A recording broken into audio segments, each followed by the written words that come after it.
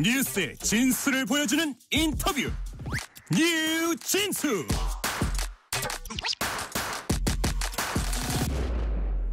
일부에 이어 2부에서도 급박하게 돌아가는 전국 소식 알아봅니다. 오선 중진 의원으로 친 이재명계 좌장으로 불리는 분입니다. 민주당 정성호 의원 나오셨습니다. 정성호 의원님 어서 오세요. 네, 안녕하십니까. 네. 지금 국회에서 대기 중에 또 여기 잠시 오신 거예요? 그렇습니다. 네. 아, 그러시군요. 너무 감사드리고요. 네. 자, 비상계엄 그제인가요? 그젯밤 어떤 상황에서 접하셨습니까? 좀 늦게 집에 들어갔거든요. 집에 들어가서 TV를 보니까 다 갑자기 뭐 이렇게 대통령 담아 있다고 나오더니 발표를 하시더라고요. 저는 그래서 무슨 어떤 사안인가 봤는데 그냥 야당을 뭐 종북 반국가 세력이라고 말씀하시면서 하더니 맨 마지막에 비상계엄을 선포하겠습니다. 그래서 깜짝 놀랐습니다. 소파에서 일어나셨어요? 네, 깜짝 놀라고 바로 제 근처에 있는 이제 수행비서에게 전화해갖고 야, 빨리 차대라 해갖고 저 집을 나왔습니다. 또 집 나오면서 와이프한테 혹시 체포될지 모르니까 당황하지 말고 집에 있는 돈이나 좀 달라. 그래가지고 돈 좀 집에 있는 비상금 찾아갖고 주머니에 넣고 나오면서 국회 상황을 알아보니까 뭐 국회의원을 체포하는 그런 상황은 아니었고 일단 국회로 다 집합하라 그래서 국회 왔습니다. 국회 오니까 이미 정문으로 들어가려니까 못 들어가게 해갖고 삥 둘러보니까 다 막혀 있고 들어갈 데가 없더라고요. 그래서 방황하다가 왔다 갔다 하다가 틈을 봐갖고 의원회관 쪽에 있는 담을 넘어서 국회에 들어왔습니다. 그리고 본관에 들어가려고 하니까 본관이 이미 일부 계엄군들이 진입해갖고 다 차단돼 있더라고요. 본관 앞뒷문이 다. 그럼 어떻게 들어가셨어요? 그래갖고 민주당 사무실, 민주당 당직에다 사무실이 있는데 보니까 당직자들이 있어갖고 문을 두드려갖고 거기도 문을 열게 해갖고 또 그것도 다 넘어서. 또 넘었어요? 넘어서 이제 체력은 괜찮으세요? 괜찮습니다. 제가 또 운동 좀 해갖고요. 이야, 그러면 우리 정성호 의원님은 담을 2번 넘으셨네요. 뭐 그렇게 됐죠. 담을 2번 넘으셨고 비상금도 이제 그 사모님한테 얘기해서 좀 챙겨가지고 갖고 계셨었습니다. 지금은 이렇게 여유 있게 얘기하지만 그때는 마음이 되게 다급하셨겠어요. 통상 과거에 그 비상계엄 할 때 보면은 주요 그 야당의 주요 지도자들을 체포했거든요. 그게 그렇기 때문에 저도 이번에 그런 사태가 벌어지지 않을까. 특히 이번 포고령 바로 그 직후에 나온 포고령 보니까 이게 명백하게 헌법 위반이죠. 정당 활동의 자유를 완전히 제한했습니다. 그렇기 때문에 국회의원들을 바로 체포하는 수순으로 가지 않겠나 그런 생각을 했는데 다행히 그런 건 없었습니다.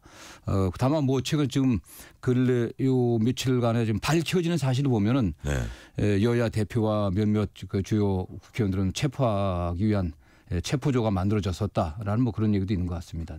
뭐 참담하죠 사실은요. 지금 여야 대표 얘기하셨는데 또 참담하다는 말씀도 하셨습니다. 당시 눈길을 끄는 인상적인 장면 중 하나가 이재명 대표와 한동훈 대표가 본회의장에서 악수를 한 대목입니다.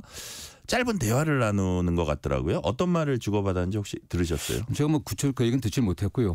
원래 본회의장에는 국회의원만 들어올 수가 있습니다. 한동훈 대표는 어쨌든 저 야당에서도 동의를 갖고 들어온 것 같아요. 다만 한동훈 대표는 검사 출신의 굉장히 뭐 뛰어난 법률가 아니겠습니까? 이게 명백하게 위헌 위법인 것을 바로 알았죠. 그렇기 때문에 본인도 이거에 대해서 명백하게 잘못된 거란 표시를 했었고 그런 의미에서 이재명 대표도 법률가고 위헌 위법인 이 계엄에 대해서 이것은 국회에서 또 해제 요구를 해야 된다. 그런 정도의 어떤 공감을 갖고 그런 얘기를 하지 않았겠나 좀 추측을 해봅니다. 자, 국회는 야 6당이 발의한 탄핵 소추안 오늘 본회의에 보고했습니다. 24시간 이후 72시간 내 표결 진행할 수 있습니다. 빨리 하면 이제 내일도 표결할 수 있거든요. 그런데 하루 늦춰서 토요일 7일 저녁 7시쯤 표결하기로 했습니다. 이유가 뭡니까? 일단 그 7일 날 그날 오후 3시에 그 광화문에서 어쨌든 시민 집회가 있습니다. 어쨌든 대통령을 임명한 건 국민들 아니겠습니까? 그 국민들의 의사를 물어보는 또 국민들의 뜻을 그 의지를 결집시키는 그런 과정이 좀 필요한 것 같고요. 또 여당에서도 좀 생각할 여유가 좀 필요한 거 아니겠습니까? 여당에서 지금 당론으로 탄핵은 좀 반대한다는 얘기가 있는데 그런 결정을 내린 걸로 알고 있습니다. 그러나 또 적지 않은 여당 의원들도 윤석열 대통령의 지금 상태에 대해서 위험하다고 느끼는 의원들도 많이 있습니다. 그런 면에서 여당에서도 나라를 생각하는 의원들이 좀 생각할 수 있는 그런 시간을 좀 줘야 될 필요가 있지 않겠나는 그런 판단에서 이렇게 하지 않았나 생각합니다. 여당 의원들에게 생각할 약간 여지를 주기 위해서 하루 정도 더 네네. 뒤로 미뤘다 이런 취지로 말씀해 주셨고요. 자, 탄핵 소추안을 보니까 윤 대통령이 계엄에 필요한 요건을 충족하지 못했음에도 헌법과 법률을 위반한 채 비상계엄을 발령해서 국민 주권주의와 권력 분립의 원칙 등을 위반했다. 이거 이제 탄핵 사유로 기재했습니다. 어떻게 보면 생각보다 좀 짧게 사유를 기재한 건데 이 안에 그 의미가 다 들어가 있다고 보세요? 이게 워낙 이게 뭐 탄핵사로서 명백하지 않습니까? 그 여당의 당대표조차도 위헌 위법함이 명백하다고 분명히 밝혔거든요. 여러 가지 넣게 되면 오히려 심리가 길어질 수 있습니다. 그런 면에서 명백한 사유 하나 넣는 걸로 좀 충분하다고 보고 있고요. 이번에 낸 이 비상계엄 때문에 대한민국이 수십 년 동안 쌓아온 국가 이미지, 국격은 뭐 땅에 떨어졌습니다. 대한민국 여행함에 있어서 좀 조심해야 하는 그런 나라 좀 평가까지도 받고 있고 지금 미국 같은 경우는 트럼프 취임이 얼마 남지 않지 않습니까? 뭐 다음 달 취임하는데 한미 간에 있어서 경제 문제라든가 굉장히 해결되는 문제들이 많아요. 네. 이런 상황에서 국가가 정상적인 기능을 하지 못하게 만들었습니다. 저는 그거에 이번 그 계엄 선포에 따른 국가의 전체적인 마이너스 후방 효과가 너무너무 크다고 보고 있습니다. 저는 그렇기 때문에 뭐 요 비상계엄 하나만 넣어도 헌법재판소에서 명백하게 어쨌든 그 탄핵 사유에 해당한다고 판단할 것으로 보고 있습니다. 네. 자, 일단 헌재 가기 전에 탄핵 소추안에 국회 문턱이 있습니다. 자, 대통령 경우에는 3분의 2죠. 그러니까 네. 200표인데 자, 지금 의석 구조로 볼 때 국민의힘 8명이 이탈표가 나와야지 찬성표죠. 나와야지 이제 이게 국회 문턱을 넘을 수 있습니다. 표결 결과 이틀 후 표결 결과 어떻게 전망하세요? 현재도 쉽지는 않습니다. 일단 탄핵에 반대한다는 걸 당론으로 결정했기 때문에 쉽지는 네. 않은데 다만 이 비상계엄 해제 의결을 할 때 18명의 국민의힘 의원들이 참여했습니다. 네. 그러니까 그분들이 참여한 건 이 비상계엄이 명백한 위헌이고 명백한 위법이라는 걸 확인했기 때문에 참여했다고 보고 있고요. 저는 그분들뿐만 아니라 지금 이 비상계엄 선포 이후에 국가가 얼마나 좀 혼란에 빠져 있습니까? 그렇기 때문에 여당도 당리당략보다는 국민을 생각하면서 국가를 생각하면서 윤석열 대통령의 직무를 정지시키는 게 일단 필요하다는 인식을 좀 가져주기 좀 부탁드리겠습니다. 이건 당리당략적인 문제가 아닙니다. 윤석열 대통령이 대통령의 자리에 있으면서 행정권, 인사권 또 군사권을 행사하게 됐을 때 어떤 또 결과가 나올지 너무너무 두려운 상황입니다. 네. 그렇기 때문에 이런 정치적 불안정성을 해소하려고 하면 탄핵을 저희가 발의를 해갖고 일단 직무를 정지시켜 놓는 게 국가 안정에 좀 도움이 될 거라 생각하고 있습니다. 자, 국민의힘 의원들과 이 탄핵 관련해서 개인적으로 좀 얘기를 좀 나눠보신 그런 사례나 경우들이 좀 있으세요? 예, 좀 저 오기 전에도 예. 몇 분 만나서 얘기를 했었는데 계엄에 대해서는 뭐 너무나 사실은 그분들도 충격을 받았다고 얘기하고 도대체 대통령이 왜 그런 짓을 했는지 모르겠다라고 하는 게 뭐 한결같은 이야기들입니다. 다만 탄핵 문제와 관련해서는 당의 입장도 있고 또 특히 수도 그 영남권 의원들은 또 지역의 분위기가 좀 다르지 않습니까? 네, 그런 걱정들을 하는데 다만 어쨌든 현재 이 불안정한 상태가 계속될까 매우 우려하는 분들이 너무 많았습니다. 대부분이 그런 것 같아요. 그러니까 정권을 솔직히 말해서 정권을 너무 쉽게 넘겨주는 데 대한 저항감은 여당 의원들 사이에도 분명히 있을 것 같아요. 상당히 있죠. 어쨌든 이게 탄핵이 국회에서 의결돼 갖고 헌법재판소로 간다고 하면은 그 이후에 왜냐하면 너무나 탄핵 사유가 명백하기 때문에 헌재에서도 저는 인용될 가능성이 높다고 보고 있습니다. 네. 그런 상황에서 대선을 치른다고 하면 야권이 승리할지도 모른다라고 하는 그런 불안감들 네. 또 과거 박근혜 대통령 탄핵 이후에 그들이 겪었던 트라우마가 있기 때문에 그런 면에 좀 어려움들이 있는 것 같습니다. 네. 그러니까 그게 이제 당리당략이라고 표현하셨는데 당리당략이라면 이제 당리당략이고 한편으로는 이런 또 인식도 갖고 있는 것 같아요. 국민의힘 의원들은 이재명 대표가 여러 사법 리스크가 있잖아요. 이런 분한테 이렇게 우리가 쉽게 우리의 큰 그 약점이 발견되긴 했지만 이렇게 줘도 되냐는 이런 인식도 또 있는 것 같아요. 그렇기 때문에 이제 일부 의원들 같은 경우는 이게 탄핵이 빨리 진행되면 안 되니까 이 그 탄핵 사유가 명백하기 때문에 국회에서 부결돼도 이게 끝나는 거 아니거든요. 탄핵 사유가 없어지는 게 아닙니다. 그 다음 회기에 다시 낼 수가 있거든요. 민주당은 만약에 이번에 부결돼도 계속 하시는 거죠? 그렇죠. 이건 너무나 명백하기 때문에 다음 회기 또는 그 다음 회기를 또 내야 됩니다. 다른 사유하고 같이 합쳐서 낸다고 하면 여당 입장에서는 시간을 좀 버는 거죠, 사실. 네. 시간을 좀 벌어야 될 필요성이 좀 있을 겁니다. 네. 자, 정 의원님은 앞서 박근혜 대통령 탄핵 때도 뭐 국회의원으로서 이 과정 직접 이제 겪으셨습니다. 자, 그때와 지금 비교해 볼 때 또 노무현 대통령 탄핵 과정, 네네. 탄핵 소추되고 그다음에 헌재에서 결정받던 이런 과정들하고 비교하면 지금은 어떤 점이 비슷하고 어떤 점이 또 다릅니까? 노무현 대통령 탄핵은 탄핵 사유가 없음에도 불구하고 노무현 대통령의 어떤 사소한 잘못을 갖고 그 야권과 또 일부 또 의원들이 여당 의원들이 가담해서 한 거 아니겠습니까? 정쟁의 결과다. 네, 그렇죠. 그렇기 네. 때문에 뭐 헌재에서 기각됐던 거고 그 후과로 네. 그 당시 국민의힘의 전신이었던 정당은 상당한 그 참패를 하게 됐었죠. 네, 어쨌든 그렇게 됐는데 지난번 그 박근혜 대통령 탄핵 때는 명백한 증거들이 있었습니다. 탄핵 전에 특별수사본부가 구성돼 갖고 탄핵 사유가 분명했었거든요. 지금까지 윤석열 대통령이 여러 가지 문제점은 지적이 됐지만 명백하지 않았었는데 이번에 비상계엄으로서 명백한 탄핵 사유가 발생하게 된 거죠. 그런 면에서 저는 뭐 비슷하다고 보고 있고 다만 뭐 그 당시하고 지금하고는 좀 상황이 다른 게 어쨌든 그 당시는 여당이 다수당이었습니다. 다수당이었음에도 불구하고 박근혜 대통령이 여러 가지 탄핵 사유에 대해서 또 최순실 국정농단에 관련해 갖고 공감대가 형성이 돼 갖고 어쨌든 여당 의원들이 탄핵의 의결을 상당 부분이 동의했던 거 아니겠습니까? 네네. 지금 좀 그렇지 않은 상황이죠. 그때 동일한 그 결과가 정권을 넘겨줬다라고 생각하기 때문에 지금 여당 의원들은 선뜻 탄핵에 동의하지 못하고 있는 것 같습니다. 그 기억을 갖고 있는 것 같고요. 자. 이런 가운데 국민의힘 소장파 의원 5명이 오늘 대통령 사과와 주안점은 요 뒤쪽입니다. 임기 단축 개헌을 촉구했습니다. 이 같은 제안에 대해서는 정성호 의원님 어떻게 보세요? 뭐 어쨌든 간에 그 5분의 소장파 의원들도 그 나라를 걱정하는 마음이 있다고 생각합니다. 네. 윤석열 대통령 임기를 그 다 채우려고 한다고 하면 굉장히 국가가 불행해질 것 같아요. 그게. 어쨌든 뭐 소위 말하는 레임덕이 아니라 지금 거의 데드덕 상태 아니겠습니까? 어떠한 권위도 없습니다. 우리 뭐 외교 안보 그다음에 경제 문제를 주의할 만한 역량도 지금 땅에 안 보이고 공무원들도 거기에 수긍할 수 없는 건 상황인 것 같아요. 그렇기 때문에 본인이 지금 뭐 탄핵을 당하는 것보다는 임기를 단축해서 개헌하는 그런 선택을 한다고 하면 바람직하다고 보고 있습니다. 그래야 결국 그것은 윤석열 대통령의 동의, 윤석열 대통령이 그런 결단을 해야 되거든요. 그럴 가능성이 또 매우 적습니다. 본인이 임기를 끝까지 채우겠다고 하는 의지가 너무 강하기 때문에 뭐 그 마음은 좋지만은 그건 어렵다고 보고 있고 그분들이 오히려 탄핵에 참여해 갖고 동의하는 게 좋다고 생각합니다. 네. 탄핵에 참여해서 동의해 주는 게 더 좋은 선택이다라는 말씀이시네요. 자, 여권에서는 또 이런 눈초리도 있습니다.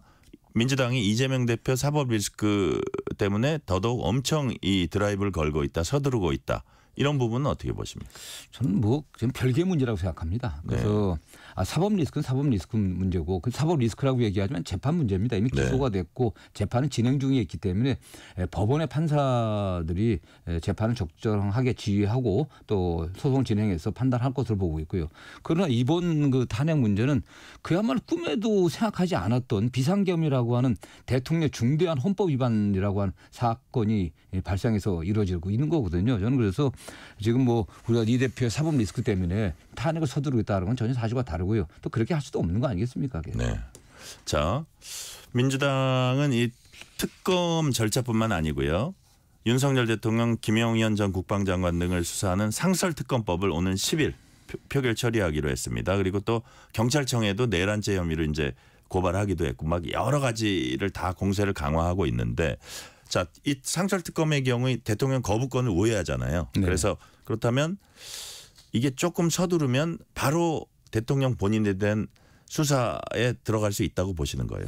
그러니까 상설특검을 국회에서 추천을 해도 최종은 대통령이 임명을 해야 됩니다. 네네. 저는 대통령이 과연 상설특검을 추천하면 임명을 할지 저는 그것도 의문이고요. 임명을 안 하게 된다면 그것도 탄핵 사안이 될 것입니다. 네. 그 과정에서 굉장히 여러 가지 법적 문제가 나올 것으로 보고 있고 다만 현재 국가수사본부 그다음에 공수처 검찰 세 군데 수사기관에서 다 이게 수사를 한다고 하지만 최종적으로는 검찰이 기소를 해야 됩니다. 근데 검찰이 기소를 해야 되는데 지금 오늘 뭐 이창수 중앙지검장하고 차장하고 뭐 부장검사 한 분이 세 사람의 검사가 탄핵 국회 소추가 의결됐습니다. 의결됐는데 지금 검찰의 수사 행태를 보면은 너무너무 선별적이고 그 선별적 또는 선택적 수사를 하고 있습니다. 과연 윤석열 대통령이 임명한 그 검찰 지휘부가 또 법무부가 제대로 수사를 할 수 있겠습니까? 그렇기 때문에 결국 특검으로 할 수밖에 없지 않겠나라는 생각을 하고요. 특검법을 발의하게 되면 대통령이 거부권 행사하니까 상설특검을 저희들이 추진하는데 저는 그것도 상당한 어려움이 있다고 생각하고 있습니다.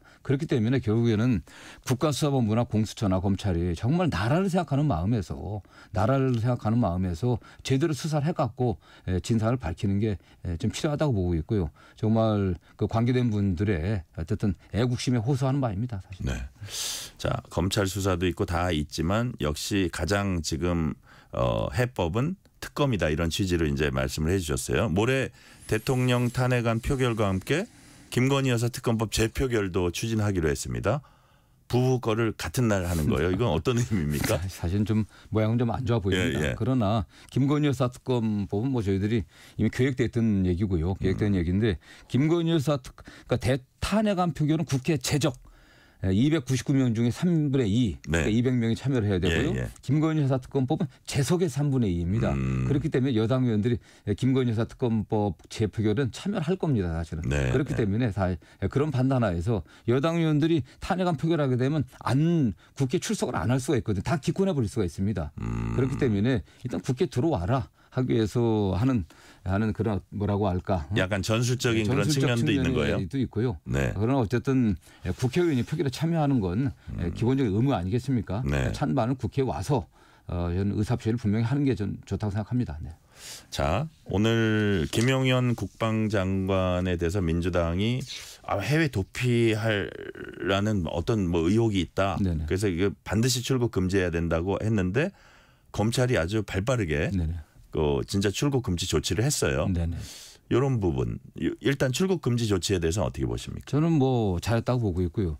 왜냐하면 오늘 그 국회에서 국방위원회가 열렸고 다른 상임위원회도 열렸습니다. 특히 국방위원회에서 국방부 차관도 본인도 모르는 상태였습니다. 국방부 장관이 직접 군 병력 동원도 지시했다고 증언을 했었고 그 다음에 계엄사령관인 박완수 대장도 이분도 전혀 몰랐던 것 같아요. 이게 전혀 모르는 상황에서 전구지휘관 회의에 가서 그때 계엄사령관으로 지명을 받았기 때문에 실제로는 가장 핵심적인 인물이 김용현 전 국방부 장관인 것 같습니다. 그런데 그분이 어쨌든 이 계엄 비상계엄의 계획과 실행 모의 또 계획 실행에서 가장 핵심적인 역할을 했던 것 같습니다. 그렇기 때문에 그분이 명백하게 책임을 져야 될 상황이 있지 않겠나. 그러니까 도주의 우려가 있는 거 아니겠습니까? 그다음에 내란죄 같은 경우는 사형까지 선고할 수 있는 굉장히 중대한 범죄이거든요. 그래서 어쨌든 출금을 요구했고 검찰과 또 국가수사본부에서도 출국금지 요청을 했다고 들었습니다. 그래서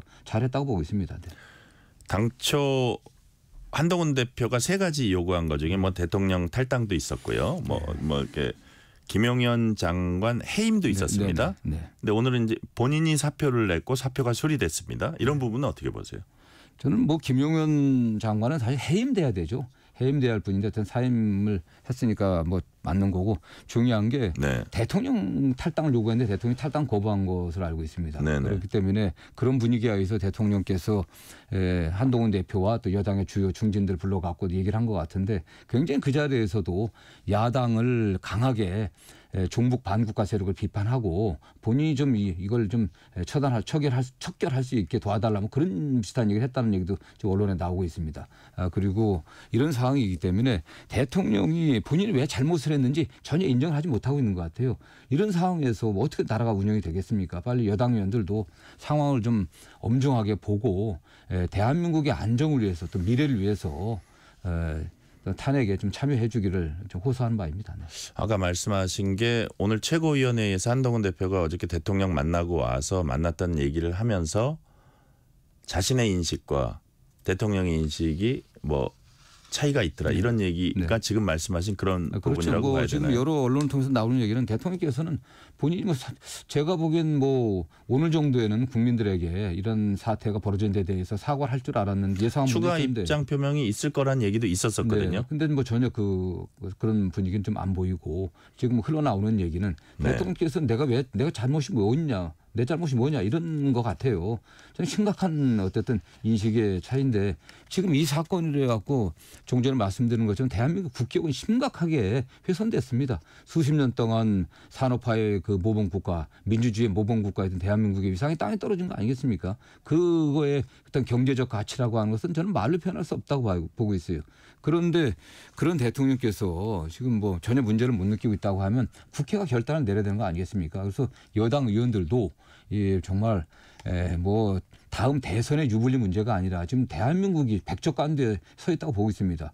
굉장히 얼마나 민생이 어렵습니까? 이런 상황에서 나라를 빨리 안정화시키려고 하면 탄핵을 통해 갖고 대통령의 어쨌든 업무를 정지시키는 게 저는 바람직하다고 보고 있습니다. 네.